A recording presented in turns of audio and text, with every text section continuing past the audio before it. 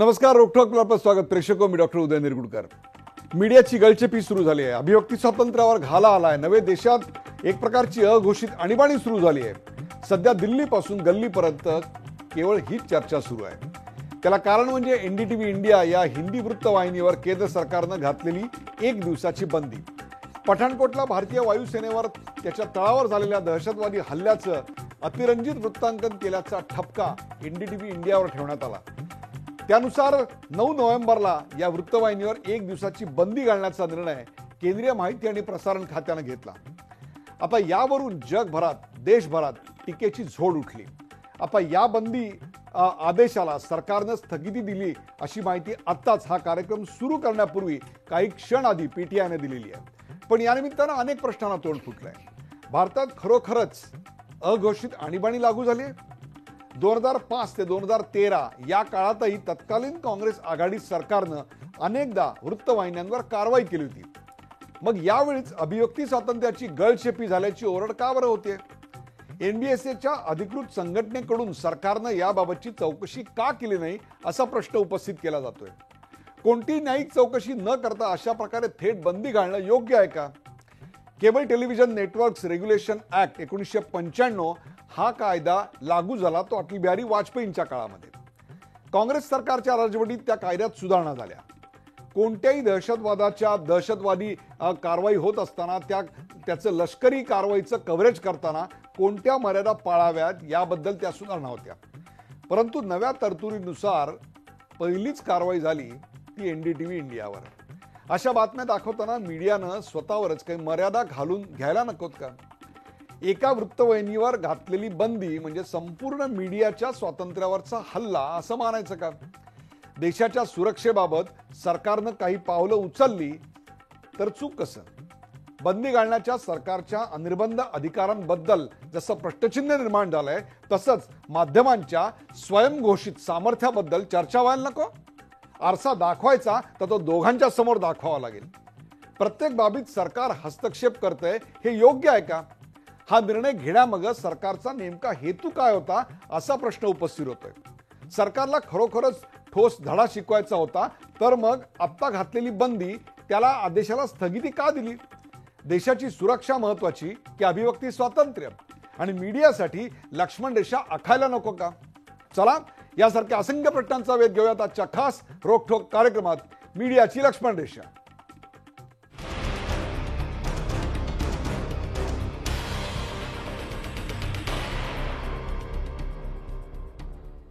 मीडियाची लक्ष्मण रेषा या विषयाची आपण चर्चा करणार आहोत. त्यासाठी आपण आमंत्रित केले आपल्या सोबत आहेत डॉक्टर रत्नाकर महाजन, काँग्रेसचे प्रवक्ते. डॉक्टर रत्नाकर महाजन पुण्याहून या कार्यक्रमात सहभागी होत आहेत. महाजन सर, आपलं स्वागत.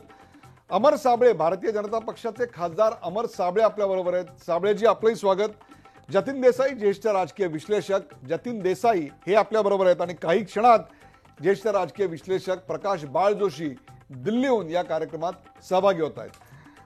मीडियाची लक्ष्मण रेषा या प्रश्नाची चर्चा करताना जो पहिला मुद्दा मी चर्चेला घेणार आहे तो आपण आपल्या टीव्हीच्या पडद्यावर पाहू शकता. आणि तो पहिला मुद्दा आहे, देशाची सुरक्षा महत्वाची की अभिव्यक्ती स्वातंत्र्य? देशाची सुरक्षा महत्वाची की अभिव्यक्ती स्वातंत्र्य? आपण थेट जाऊया डॉक्टर रत्नाकर महाजन यांच्याकडे. डॉक्टर रत्नाकर महाजन, अशा प्रकारे एखाद्या मीडिया हाऊसवर बंदी घालायचा अधिकार सरकारला आहे की नाही?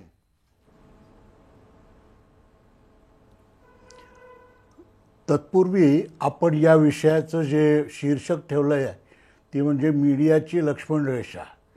लक्ष्मण रेषा हा शब्द सर्वप्रथम राजकारणाच्या संदर्भात अटल बिहारी वाजपेयी यांनी वापरला.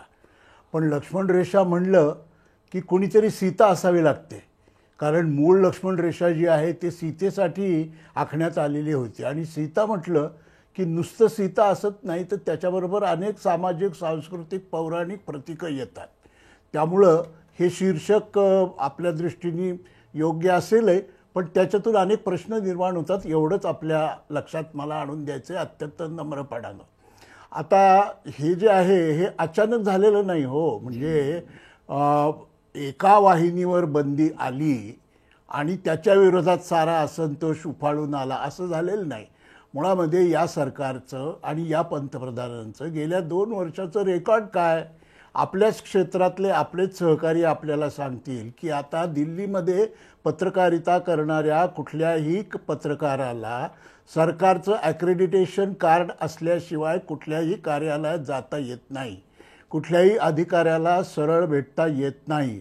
गृहमंत्रालयासारख्या महत्त्वाच्या मंत्रालयामध्ये आधी वेळ घेऊन गेल्याशिवाय आणि ती वेळ मिळेलच याची काही गॅरंटी नाही. त्यामुळं पत्रकारितेच्या संदर्भात हे जे अविश्वासाचं वातावरण दिल्लीच्या कॉरिडॉर्स ऑफ पॉवरमध्ये आहे त्याच्या संदर्भात हे सगळं बघितलं पाहिजे. आता NDTVनी जे दाखवलं म्हणून आरोप आहे ते सर्व चॅनेल्सनी त्या दिवशी तेच दाखवलं होतं. एवढंच नव्हे तर त्यातल्या काही गोष्टी त्याआधी वेबसाईटवर आणि इंटरनेटवर सुद्धा उपलब्ध होत्या.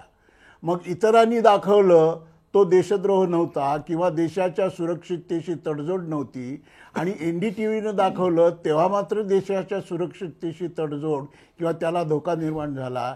हे पटवणं मोठं अवघड होतं आणि सगळे पत्रकार किंवा सगळे माध्यमकर्मी उसळून वर आले याचं कारण असं, आपल्याला माहिती असेल नाझिझमच्या बद्दलची एक कविता आहे की ते आधी कम्युनिस्टांसाठी आले, मी कम्युनिस्ट नव्हतो म्हणून बोललो नाही. ते मग ट्रेड युनियनिस्टांसाठी आले, मी ट्रेड युनियनिस्ट नव्हतो म्हणून मी बोललो नाही. शेवटी जेव्हा ते माझ्यासाठी आले तेव्हा माझ्यासाठी बोलायला कोणीच नव्हतं.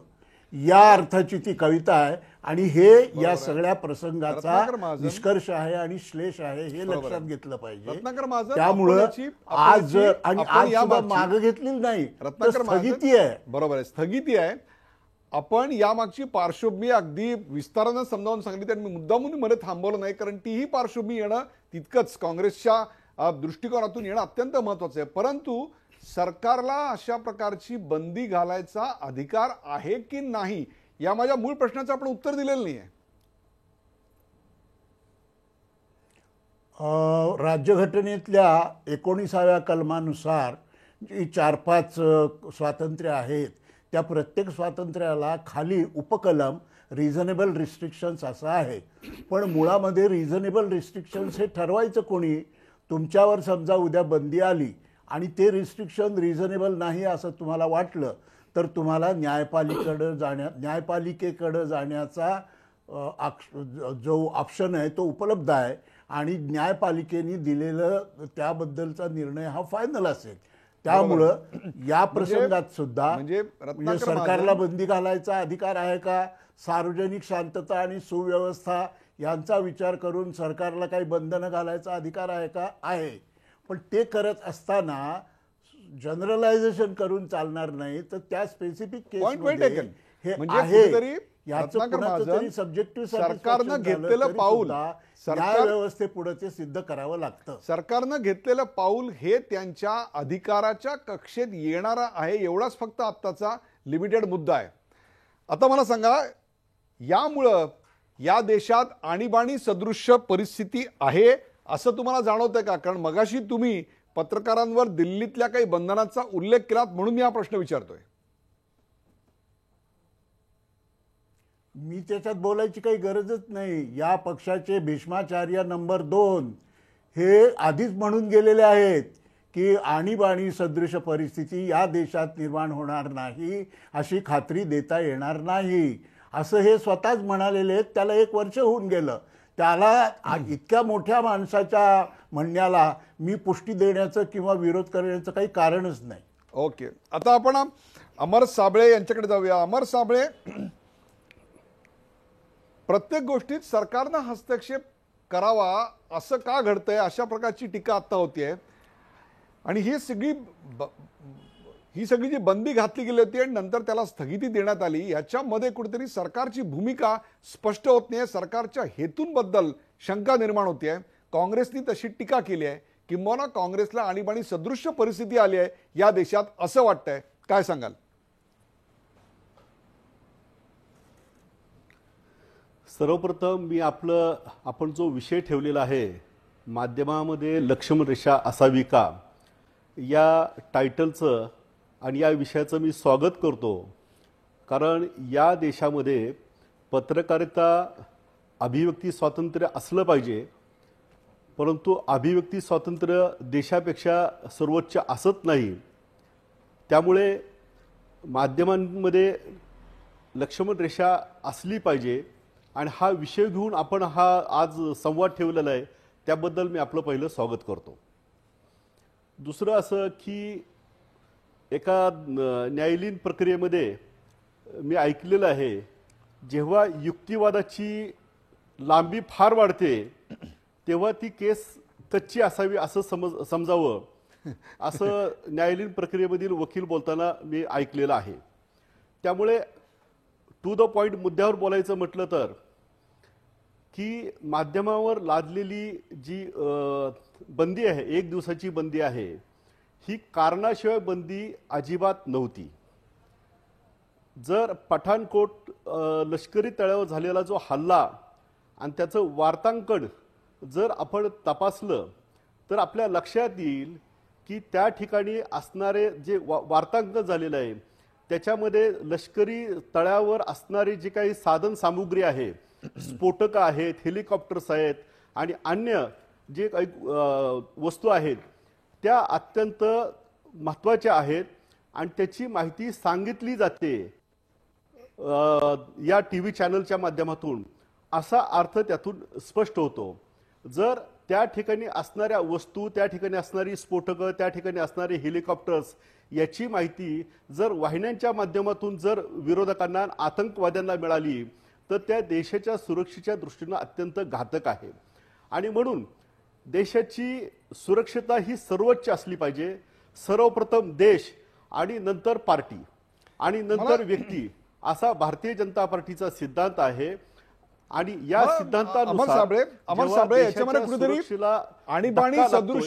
आणीबाणी सदृश्य परिस्थिती यामुळे निर्माण झाली अशा प्रकारचा थेट आरोप आता आपल्या पक्षावर करण्यात आलाय काँग्रेसकडनं, काय सांगाल? असं आणीबाणीसारखी काहीही परिस्थिती नाही. आणीबाणीच्या काळामध्ये झालेले सर्वसामान्य माणसावर आणि जनतेवर आणि विरोधी पक्षावर झालेले अन्याय अत्याचाराच्या घटना जर पुन्हा त्याची स्मृती जर जागू केली तर आपल्या लक्षात येईल की अशा पद्धतीची आणीबाणीची सदृश्य परिस्थिती अजिबात या देशामध्ये नाही. परंतु प्रत्येक गोष्टीवर एक बागुलबाव उभा करायचा आणि मोदी सरकारला बदनाम करण्याचं जे एक षड्यंत्र जे काँग्रेस आणि डाव्या पक्षांनी कायम लक्षात ठेवलेलं आहे आणि त्यांच्या पापाचा पाडा जेव्हा या सरकारच्या चांगल्या कारभारातून लोकांच्या समोर येतो तो विस्मृतीत जावावा आणि हे सरकार बदनाम व्हावं म्हणून आणीबाणीची सदृश्य परिस्थिती निर्माण झाली असं म्हटलं जातं. परंतु आणीबाणी कशा पद्धतीची होती आणि आणीबाणीच्या काळामध्ये कसे लोकांवर अन्याय अत्याचार झाले याचा जर पाडा जर वाचला आणि आता या देशातली परिस्थिती जर तपासली तर याच्यामध्ये आणीबाणीसारखी परिस्थिती अजिबात नाही हे स्पष्ट होईल. जर आपण आपल्या टीव्ही चॅनलवर जर त्याचं मतदान जर घेतलं तर आपल्या लक्षात येईल की हे सर्व खोटं बोलतात, फक्त खोटं बोल पण रेटून बोल अशी पद्धती काँग्रेसची असल्यामुळे हे आणीबाणी सदृश्य परिस्थिती अशी झाली असं म्हणतात. ज्या पक्षांनी या देशावर, ज्या पक्षाच्या सरकारने या देशावर आणीबाणी लादली त्यांना या प्रकरणामध्ये या देशात आणीबाणी आहे असं म्हणायचा नैतिक अधिकार आहे का, असा सवाल अमर साबळे उपस्थित करतात, काय सांगाल? नाही, ते स्वतः त्यावेळेला कुठं होते हे त्यांना एकदा विचारा, म्हणजे मग त्यांना प्रश्न विचारण्याचा अधिकार आहे का नाही हे आपल्या लक्षात येईल. मी काय म्हणलं, मी असं म्हणालो की आम्ही कुणी म्हणण्याचा देशाचा नागरिक आहे. भीष्माचार्य नंबर 2 1 वर्षापूर्वी म्हणाले, 1 वर्षापूर्वी या पक्षाचे भीष्माचार्य नंबर 2 हे स्वतःच म्हणाले, तेव्हा इतर कुणी म्हणण्याची गरज नाही असं मी म्हणालो. आणि मग न्यायालयीन प्रक्रियेतला आर्ग्युमेंट कसं शॉर्ट पाहिजे असं म्हणत इतकं लाँग आर्ग्युमेंट झालं की मुद्द्यापासून ते कधी भरकटले हे त्यांनाच कळलं नाही. आपण काँग्रेस पक्षानं जी आणीबाणी पुकारली होती 2च वाक्य. नंबर 1, त्यावेळी घटनेत असलेल्या तरतुदीनुसार ती पुकारली गेली आणि त्यानंतर घटनेत असलेल्या तरतुदीनुसारच ती उठवली गेली. दुसरं असं की ह्या आणीबाणी पुकारण्यामध्ये काँग्रेस पक्षानं आमची चूक झाली असं एकदा सोडून 2 वेळेला संसदेत आणि बाहेर ही माफी मागितलेली आहे. पुरेसा विचार न करता NDTVवर बंदीचा निर्णय घेतला, ही आमची चूक झाली असं राष्ट्रवादाचे मक्तेदार म्हणायला तयार आहेत का? आपण तुमचा मुद्दा थोडा पुढे नेऊन याच्यावर ज्येष्ठ राजकीय विश्लेषकांचं आणि पत्रकारांचं काय मत आहे ते विचारात घेऊया. आपण जाऊया थेट प्रकाश बाळ जोशी यांच्याकडे. प्रकाश बाळ जोशी, NDTVवरची बंदी आणि ज्याला आत्ता स्थगिती मिळालेली आहे किंवा अशा प्रकारची बंदी ही एक प्रकारे या देशातल्या अभिव्यक्ती स्वातंत्र्याची गळचेपी किंवा एक प्रकारची अघोषित आणीबाणी आहे, यात आपल्याला कितपत तथ्य वाटतं?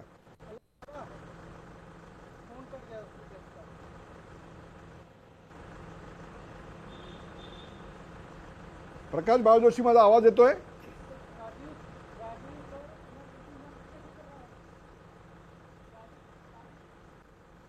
प्रकाश बाळ जोशी यांच्यापर्यंत आपला आवाज पोहोचत नाही. हाच प्रश्न जतीन देसाई, खरोखरच आणीबाणी सदृश्य परिस्थिती आहे, स्वातंत्र्याची गळचेपी होतीये? निश्चितच मला असं वाटतं की आणीबाणी सदृश्य परिस्थिती आहे आणि त्याला मात्र NDTVचं एक उदाहरण देता येणार नाही. त्याला सिरीज ऑफ इन्सिडेंट्स आपण ज्याला म्हणू अशा स्वरूपाचे आहेत. आणि म्हणून मला असं वाटतं की सगळ्यात महत्त्वाचं आहे की गेल्या आठवड्यात रामनाथ गोयंका पुरस्कारांचं जे काही वितरण झालं त्यात इंडियन एक्सप्रेसचे संपादक राजकमल जहानी थँक्स गिविंग जे काही ते बोलले त्यात त्यांनी 2-3 अत्यंत महत्त्वाचं सांगितलं. त्याने एक तर सगळ्यात शेवटी सांगितलं criticism from government is a badge of honour for journalist. आणि दुसरं त्याने असंही सांगितलं की रामनाथ गोयंकाला एका राज्याच्या मुख्यमंत्र्यांनी सांगितलं की तुमचा अमुक अमुक जो वार्ताहर आहे तो खूप चांगला काम करतोय, बहुत अच्छा काम करता है. तर रामनाथ गोयंकांनी त्या पत्रकाराला कामावरनं काढून टाकलं. कारण मुळातच पत्रकाराचं जे काही काम आहे ते अँटी एस्टॅब्लिशमेंट अशा स्वरूपाचं काम आहे, आपण लक्षात घेतलं पाहिजे.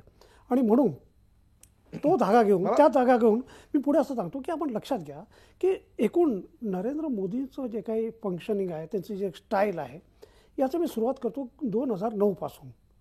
गुजरातचे मुख्यमंत्री होते, जसवंत सिंगांना भारतीय जनता पार्टीने सस्पेंड केलेलं. जसवंत सिंगचं पुस्तक होतं जिनावर. संबंध देशात कुठेही त्या पुस्तकावर बंदी नव्हती. गुजरातने त्यावर बंदी घातली. गुजरातने बंदी घातल्यानंतर लगेच हायकोर्टाने ती बंदी उठवली. नरेंद्र मोदी तुमचं असं म्हणणं आहे की केवळ NDTV हा एक इश्यू असं नाही. परंतु 2009 पासूनच्या सगळ्याच घटनांना आपण जबाबदार धरताय. 2015 गेल्या वर्षाच्या 30 जानेवारी मुद्दामून सांगतो की महात्मा गांधीजींची 30 जानेवारीला हत्या झालेली. GSTV गुजरात समाचार TV नावाचं एक गुजराती टेलिव्हिजन चॅनल आहे. त्या टेलिव्हिजन चॅनलवर एक कार्यक्रम दाखवण्यात आलेला की स्वच्छ भारतच्या निमित्तानं की ज्या व्यक्तीचा महात्मा गांधींच्या विचारांशी काही संबंध नाही, त्यांची जी काही परंपरा आहे त्या परंपरेशी संबंध आहे, अशी व्यक्ती आज स्वच्छ भारत वगैरे बोलायला लागली आहे, महात्मा गांधींचं नाव घेते वगैरे, लगेच नोटीस त्यांना पाठवण्यात आली. इंडियाज डॉटर, आपल्याला माहिती आहे इंडियाज डॉटर, संबंध जगभर ती डॉक्युमेंटरी BBCची गाजली. अत्यंत करूड वास्तविकता भारताची मांडणारी ती डॉक्युमेंटरी गेल्या वर्षी भारत सरकारने त्यावर बंदी घातली. लक्षात घ्या की आपण ज्याचा उल्लेख केला एक अशा प्रकारच्या अनेक घटना आणि त्याच्यात एक NDTV आणि म्हणून त्याच्यामुळे अघोषित आणीबाणी आहे असं आपलं प्रतिपादन आहे. NDTVच्या निमित्तानं सांगतो की आपण ज्याचा उल्लेख केला programme code of the cable TV network rules, याचा आपण जो उल्लेख केला त्यातलं रूल 61P जे आहे तो जर आपण पाहिला तर त्यात अत्यंत स्पष्टपणे म्हटलं आहे की एखाद्या कार्यक्रमाचं जिवंत प्रसारण जर होत असेल तर त्यावर अशा स्वरूपानं कारवाई होऊ शकते. आता लक्षात घ्या की NDTVने जे काही पठाणकोटचं जे काही दाखवलेलं ते लाईव्ह कव्हरेज नव्हतं. त्या क्षणापासून कुठल्याही टीव्ही चॅनल दाखवलं नव्हतं. आणि म्हणून अशा स्वरूपानं 2005 सुप्रीम कोर्टासमोर 2005 ते 2013 फेटाळून लावलं असतं. 2005 ते 2013 अडचणीत आली असते. 2005 ते 2013 या काळामध्ये अशा कारवाई झाल्या की झाल्या नाहीत?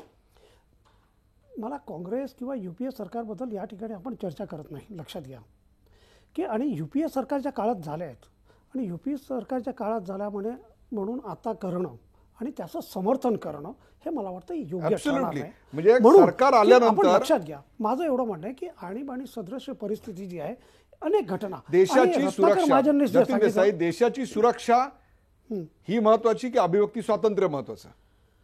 लक्षात घ्या, रत्नाकर महाजननी सांगितलं की जे काही भारतीय राज्यघटनेने आपल्याला जे काही अधिकार दिले, की सगळ्यात आधी की पत्रकार किंवा मीडियाला अशा स्वरूपानं कुठलेही अधिकार इंडिपेंडेंटली नाही, तर freedom of speech and expression जे आहे त्या अंतर्गत पत्रकारांचे अधिकार आहे आणि त्यालाही रिझनेबल रिस्ट्रिक्शन्स आहे.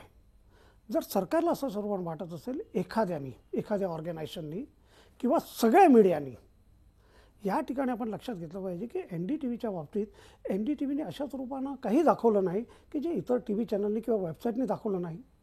तर NDTVला टार्गेट करण्याचं कारण की NDTV सरकारच्या बाबतीत सॉफ्ट नाही. They are hard. सरक- बरोबर आहे. सरकार पहिल्या धार्मिक- सरकारची स्थापना झाल्यापासून हाच मुद्दा घेऊन जाऊया प्रकाश जोशी यांच्याकडे. बरोबर आहे हा मुद्दा. प्रकाश जोशी, काही माध्यमं, काही पत्रकार हे सरकार स्थापन झाल्यापासून एका विशिष्ट चष्म्यातून या सरकारच्या कारभाराकडे बघतायत का? Point number 1. आणि पॉईंट नंबर 2, अशा प्रकारे NDTVवरची बंदी आणि त्याच्यावर मिळालेली स्थगिती हे कशाचं निदर्शक आहे? अभिव्यक्ती स्वातंत्र्याच्या गळचेपीचं, या देशातल्या अघोषित आणीबाणीचं? काय सांगाल आपण?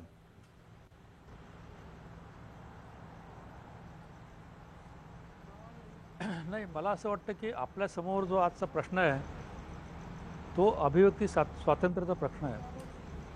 मग हा अभिव्यक्ती स्वातंत्र्याचा जो मूलभूत प्रश्न आहे त्याचा जेव्हा आपण विचार करतो त्यावेळेस मागच्या सरकारने काय केलं, आताच्या सरकारने काय केलं, म्हणजे मागे काँग्रेसचं सरकार होतं, आज भाजपचं सरकार आहे, उद्या आणखीन दुसरं कुठलं तरी पक्षाचं सरकार येईल. तर सरकार कुठलंही आलं किंवा कुठलंही गेलं तरी व्यवस्था जी आहे, म्हणजे आपल्याला घटनेनं जे अधिकार दिलेले आहेत, घटनेमध्ये ज्याच्या तरतुदी आहेत त्या तरतुदीप्रमाणे आपण वागणार आहोत की नाही, त्या घटनेतसुद्धा प्रसार माध्यमांना वेगळ्या पद्धतीने, म्हणजे पत्रकार म्हणून किंवा वर्तमानपत्र किंवा टेलिव्हिजन चॅनल, न्यूज चॅनल यांना कुठल्याही प्रकारचे स्वतंत्र आणि वेगळ्या पद्धतीने कुठलेही अधिकार दिलेले नाहीत. एक सर्वसामान्य नागरिकांना जे अधिकार घटनेनं दिलेले आहेत अभिव्यक्ती स्वातंत्र्याचे, तेच अधिकार पत्रकारांनाही देण्यात आलेले आहेत. तर आता प्रश्न इथे असा आहे की केवळ तुम्ही म्हणजे जसं राजकीय पक्ष एकमेकावर टीका करतात त्या पद्धतीने तुम्ही हा विषय हाताळणार आहात की या विषयाचं गांभीर्य समजून घेणार आहात,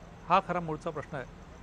पहिल्या प्रथम मला हे स्पष्ट केलं पाहिजे की कुठल्याही प्रकारे अशा वर्तमानपत्रांवर किंवा TV चॅनलवर बंदी घालणं हे एक प्रकारे अभिव्यक्ती स्वातंत्र्याला धक्का लावण्यासारखंच आहे.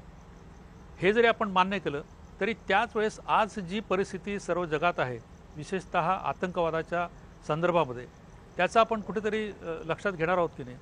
आणि मला असं वाटतं की त्या दृष्टीने केबल ॲक्ट जो आहे त्या केबल ॲक्टमध्ये अनेक तरतुदी वेगवेगळी करण्यात आलेल्या आहेत. आणि जून 1915मध्ये त्यांनी जे एक कलम 6 घातलेला आहे त्याच्यानुसार त्यांनी घटनेनं ज्या पद्धतीनं घटनेचं कलम जे आहे 19(2) त्याच्यात विशिष्ट परिस्थितीमध्ये तुमच्या अभिव्यक्ती स्वातंत्र्यावर काही प्रकारचे निर्बंध घालण्याची तरतूद घटनेतच आहे.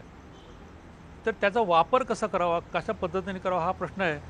तो सरकारने व्यवस्थितपणे केला की नाही त्याच्यावर टीका करणं याच्याविषयी कोणाचं दुमत असणार नाही. परंतु मला असं वाटतं की आज वेळसुद्धा अशी आली आहे की आपण जर बघितलं, अमेरिका असेल, युरोप असेल किंवा ज्या ज्या ठिकाणी आतंकवाद आहेत आणि ज्या ज्या ठिकाणी आतंकवाद निपटून काढण्यासाठी प्रत्यक्ष कारवाई करण्यात येते, त्या सर्व ठिकाणी, सर्व देशांमध्ये एक प्रकारचं कोड ऑफ कंडक्ट त्यांच्या केबलवर, त्यांच्या न्यूजपेपरवर, त्यांच्या न्यूज चॅनलवर घातलेला असतो. तर हे सेल्फ कोड ऑफ कंडक्ट जो आहे तो आपली चॅनल्स आणि आपले वर्तमानपत्र पाळणार आहेत की नाही. तर माझं असं मत आहे, मी स्वतः पत्रकारांच्या चळवळीशी गेले 40 वर्ष संपर्कात आहे. मी स्वतः बिहार प्रेस बिल जे आलं होतं त्याच्याविरुद्ध आम्ही लढलेलो आहोत. पण मला असं वाटतं की वेळ अशी आहे की वर्तमानपत्र, त्याचप्रमाणे TV चॅनल यांनी स्वतःवर सेल्फ कोड ऑफ कंडक्ट घालून घेतलं पाहिजे. हा आणि मुद्दा ते पाळलं सुद्धा प्रकाश पाहिजे. जोशी, विशेषतः ज्यावेळेस प्रकाश जोशी, आपण देशाच्या securityचा हा प्रश्न येतो. मुद्दा ब्रेक नंतर आपण चर्चेला घेणार आहोत की माध्यमांनी आपली लक्ष्मण रेषा ठेवायला नको का. परंतु एखादं सरकार सत्तेवर आल्यानंतर, केवळ मोदी सरकारचा हा सवाल नाही, एखादं सरकार सत्तेवर आल्यानंतर काही माध्यम आणि काही पत्रकार अगदी पहिल्या दिवसापासूनच त्याच्यावर एका विशिष्ट चष्म्यानं बघत असतात, किंबहुना त्या चष्म्यातनं बघत असताना देशाच्या सुरक्षिततेसारखा अत्यंत संवेदनशील मुद्दा सुद्धा कुठेतरी ते डोळेझाक करत असतात. काय सांगाल? नाही, ते मला असं वाटतं की आपल्या देशाचं ते दुर्दैव आहे.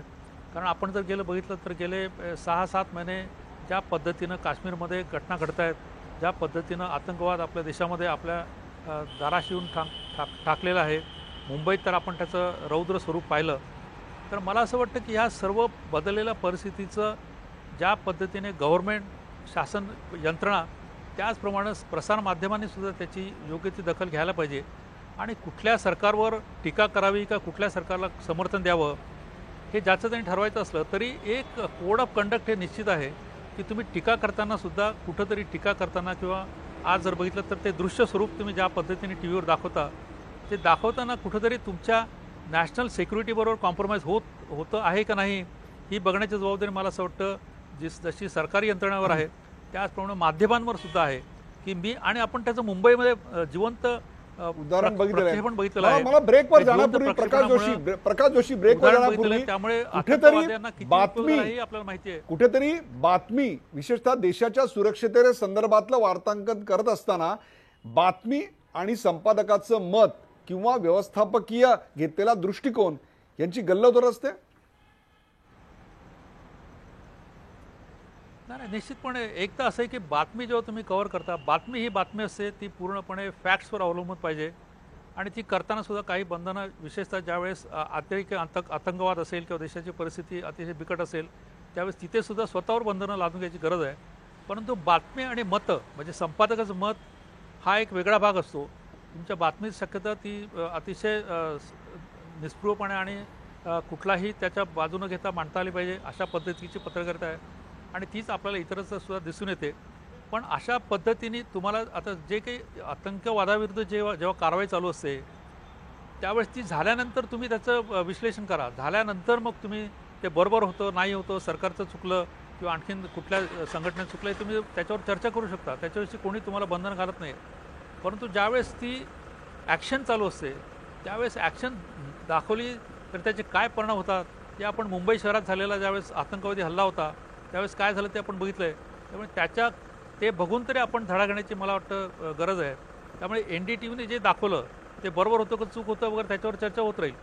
परंतु जे कोड ऑफ कंडक्ट आहे ते कोड ऑफ कंडक्ट तरी NDTV प्रमाणे सर्वांनी पाळलं पाहिजे आणि हे देशाच्या निश्चितपणे हिताचं आहे. याच माध्यमांच्या लक्ष्मण रेषेची चर्चा करूया का ब्रेक नंतर? कुठे जाऊ नका, पाहत राहा झी 24 तास. आपण पाहताय मीडियाची लक्ष्मण रेषा.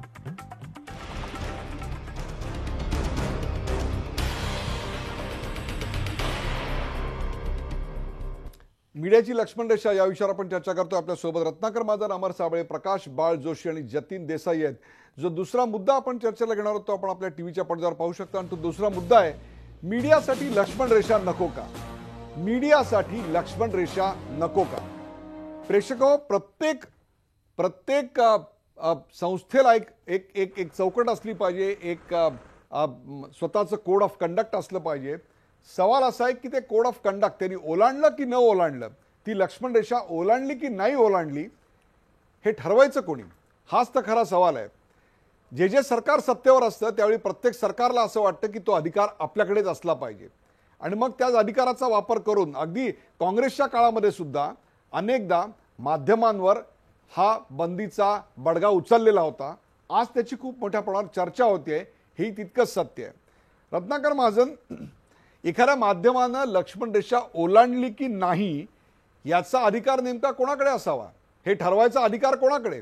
सरकारकडे, फक्त न्यायालयाकडे, का त्या स्वतःच्या माध्यमाकडे, का एका अत्यंत निष्पक्षपाती अशा मंडळाकडे? अवघड जाकी दुखणं आणि जावई बुवा वैद्य असा हा प्रश्न आहे. कारण माध्यमं स्वतःची जबाबदारी पाळत नाहीत, स्वतःच्या मर्यादा पाळत नाहीत. असं नुसतं एक वाक्य जरी बोललं तरी सगळी माध्यमं उसळून येतात आणि तुमच्या मर्यादांचं काय असा प्रश्न विचारू लागतात. त्यामुळं तो प्रश्न खोटा आहे का? तरी आज सर्वमान्य निष्कर्ष असा आहे काय झालं? तो प्रश्न खोटा आहे का असं मी विचारलं की माध्यमाच्या आज भारतीय संदर्भात तरी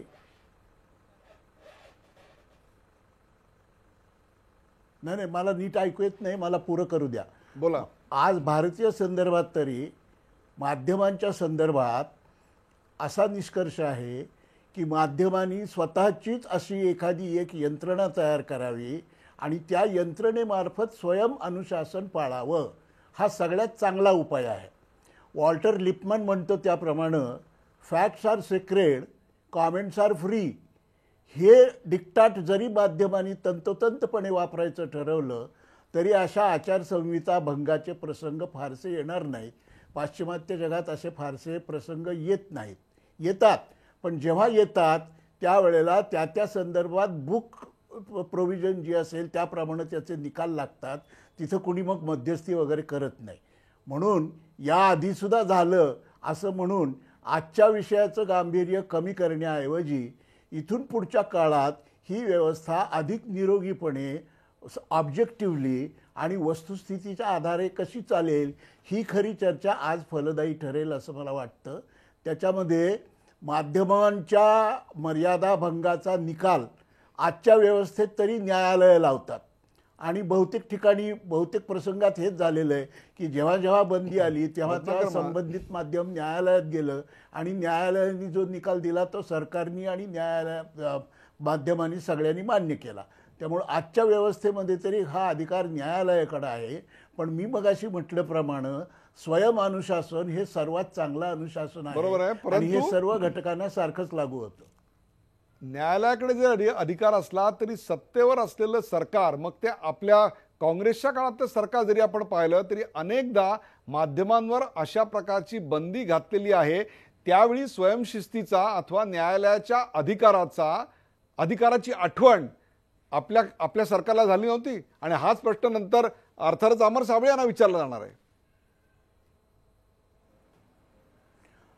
पुन्हा 20 वर्षापूर्वीचे 25 वर्षापूर्वीचे प्रसंग आठवून आणि त्याच्यावरच प्रश्न विचारून आजच्या प्रसंगाचं गांभीर्य कमी करण्याचे प्रयत्न खरं म्हणजे फोल ठरतील. मी मगाशी म्हटल्याप्रमाणे ज्या सरकारनं असे प्रयत्न केले त्यावेळी त्या सरकारला आपल्या निर्णयापासून परावृत्त तरी व्हावं लागलं किंवा न्यायालयानं ते निर्णय रद्दबातल तरी केले. तेव्हा आपण चर्चा स्वातंत्र्योत्तर 50 वर्षांची करत नाही आहोत, तर आपण चर्चा गेल्या 2 वर्षात वृत्तपत्र स्वातंत्र्यावर जे हल्ले झाले त्याच्याबद्दल करीत आहोत. जेव्हा आपण स्वातंत्र्योत्तर भारतातली पत्रकारिता या विषयावर चर्चा करू त्यावेळेला आपण 1949 पासूनची चर्चा करायला सुद्धा माझी हरकत नाही. अगदी बरोबर आहे. सवाल 1950 नंतरचा नव्हता तर UPA 2 आणि UPA 1च्या काळात झालेल्या अशा प्रकारच्या बंदी वेळची मानसिकता आणि आत्ताच्या सरकारची बंदी वेळची मानसिकता हा असा अलीकडचा भाग होता. त्याच्याविषयीचा माझा प्रश्न होता. अमर साबळे, माध्यमांवर लक्ष्मण रेषा हा विषय कुणाच्या अखत्यारीत असावा? केंद्र सरकारच्या, ज्याची प्रत्येक सरकारला आवड असू शकते, का एका अत्यंत निष्पक्षपाती अशा एखाद्या संघटनेच्या हातात असावा? काय वाटतं आपल्याला? एका निष्पक्षपाती संघटनेच्या हाती असणं आणि स्वयंशासन असणं हे कधीही चांगलं. परंतु जेव्हा स्वयंशासन निर्माण होऊ शकत नाही, माध्यमामध्ये नीतिमत्ता ठामपणे उभी राहू शकत नाही, तेव्हा कायद्याला म्हणजे सरकारला कायदा हाती घ्यावा लागतो. ही वस्तुस्थिती आहे. परंतु आता जो तुम्ही प्रश्न विचारला होता आणि त्या प्रश्नाला उत्तर देताना महाजन साहेबांनी ज्या आणीबाणीच्या कडू आठवणी टाळण्याचा प्रयत्न केलेला आहे, तो ह्याचा अर्थ असा की आणीबाणीच्या आठवणी ह्या कडूच होत्या, त्या चांगल्या नव्हत्या. त्या काळामध्ये झालेले अन्याय दुसऱ्या विषयावर बोलावं ते झालं आता करण्यासारखे नव्हते. ते शिळं झालं. आता शिळं किती दिवस खाल ताजं खा. आता हे त्यांनी शिळं पाक किती दिवस खाल ताजं खा जरा, हे त्यांनी मान्य केलं. हे बरं झालं. आणि मला बोलायचंय, जो निर्णय झाला तो आणीबाणीचा जो निर्णय झाला तो राज्यघटनेनुसार झाला आणि या माध्यमावर बंदीचा विषय झाला तो राज्यघटनेच्या आधारे झाला नाही का? याचाही सांगोपांग विचार केला पाहिजे.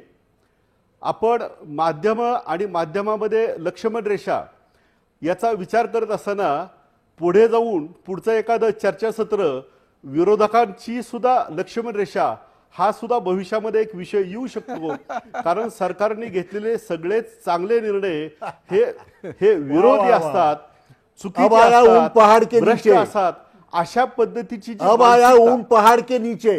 अशा पद्धतीची जी मानसिकता अशा पद्धतीची जी मानसिकता जी तयार होत चाललेली आहे ही सुद्धा चुकीची आहे. मला एक फक्त महाजन साहेबांचं एक अभिनंदन करायचंय की रथयात्रा काढणारे अडवाणी त्यावेळेस वाईट होते, परंतु आज त्यांना सोयीस्कररित्या अडवाणी भीष्माचार्य वाटायला लागले. आज जसं अडवाणी त्यांना भीष्माचार्य वाटायला लागले, काही दिवसांनी नरेंद्र मोदी सुद्धा चांगले वाटतील अशी मला आशा आहे. रत्नाकर महाजन, तुमचं उत्तर याच्यावर आलंच पाहिजे.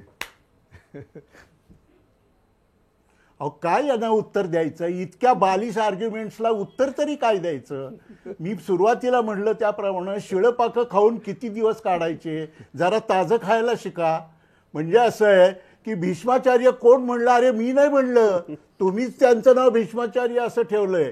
तुम्हीच असं तुम्हीच सांगता म्हटलं. की आमच्याकडे 2 भीष्माचार्य आहेत, तुम्ही भीष्माचार्य त्यातले ते म्हटला. एक आहेत.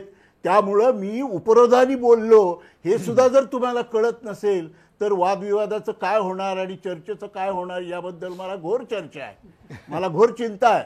मी काय त्यांना उपाधी दिली नाही, मी उपहासाने म्हटलं. एवढं सुद्धा जर कुणाला कळत नसेल तर त्यांच्या समजशक्तीची चर्चा पुन्हा मुद्दा असा आहे की आता आणीबाणीच्या कडू आठवणी सांगतो त्या पण ऐका.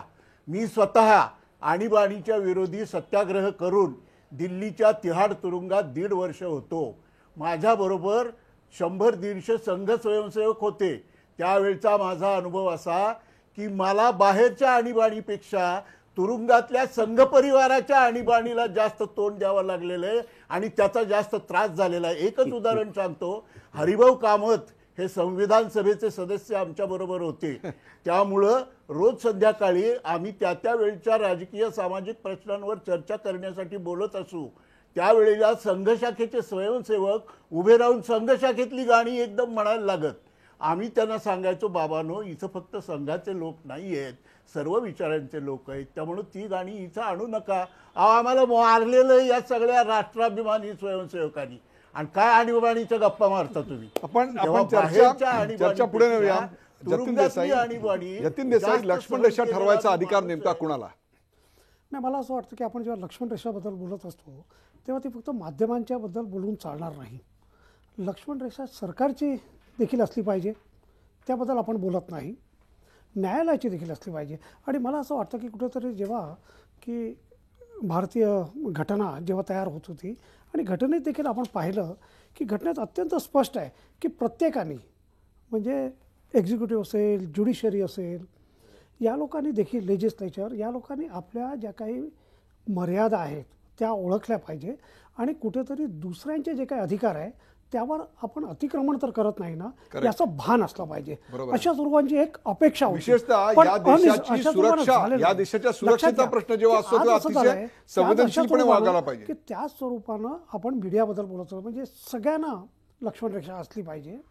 मात्र या ठिकाणी अशा स्वरूपानं होतं की सरकार जे काही करेल की सरकारला विचारणारं कोणी नाही. सरकारने नोटीस दिली, सरकारने बंदी घातली, म्हणजे ते अत्यंत चुकीचं आहे. सरकारला अशा स्वरूपानं माध्यमावर बंदी घालण्याचा कुठल्याही स्वरूपाचा अधिकार असता कामा नये.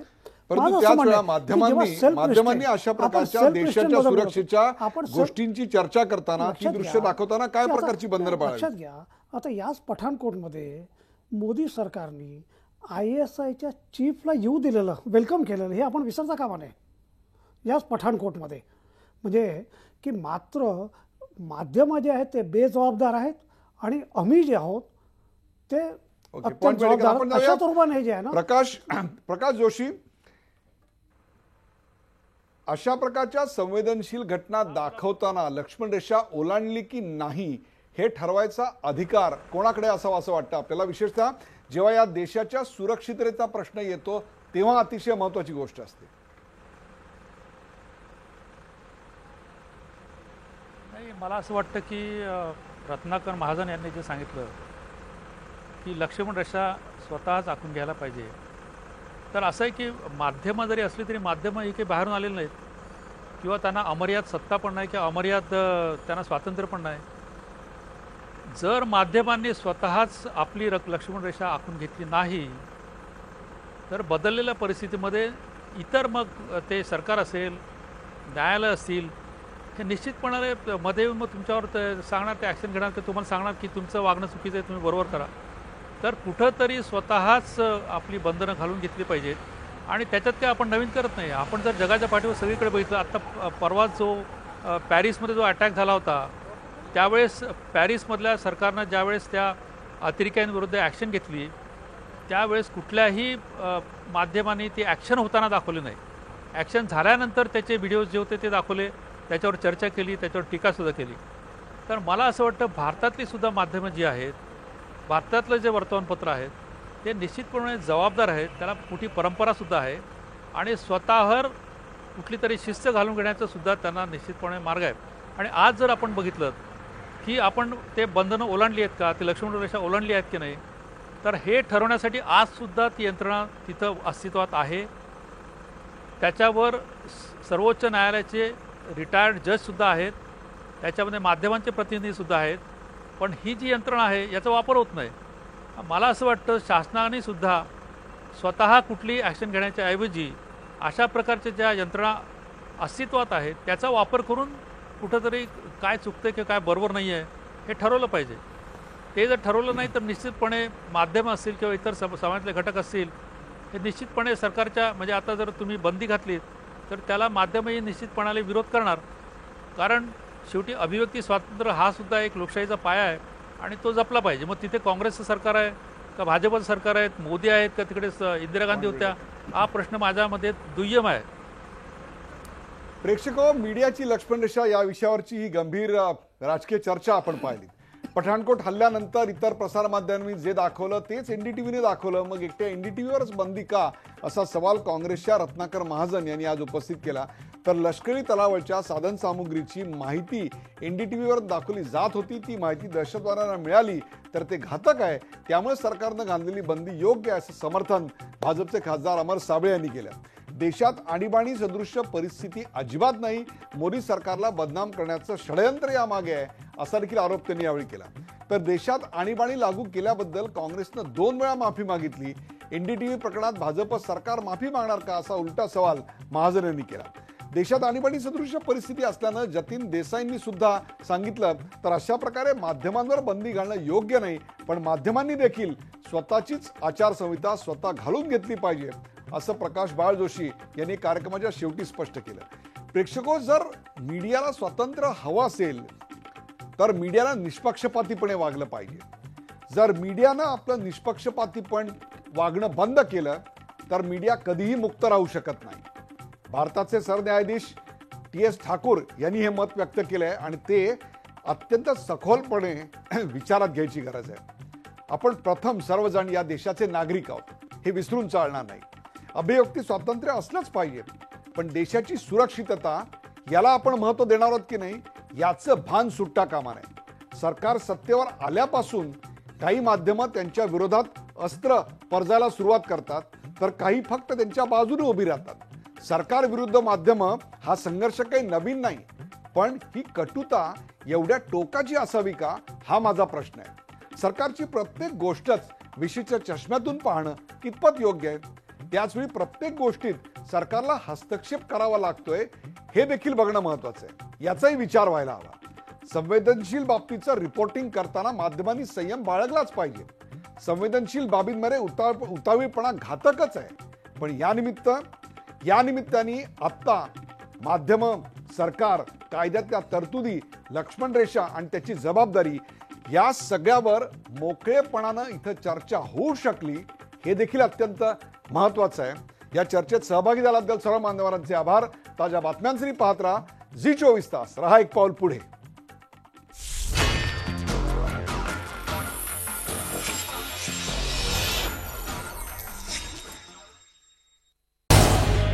झी24 तास रहा एक पाऊल पुढे.